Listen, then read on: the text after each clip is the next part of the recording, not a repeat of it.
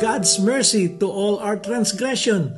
Marami sa ating pasaway, and a lot of us has gone astray and has gone to be disobedient.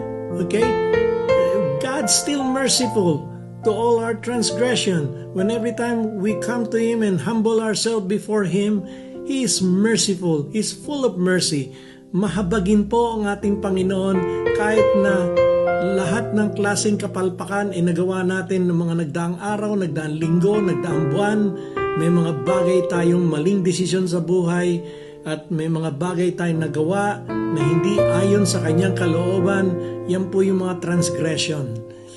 And God is merciful.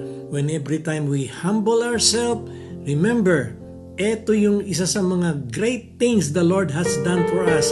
In spite of what we've done, in spite of who we are, God is merciful. He will always be there to the rescue. He will always be there to say to you, ako'y mahabagin, akong Diyos of the second chance. Ang Kanyang kahabagan ay laging bago tuwing umaga.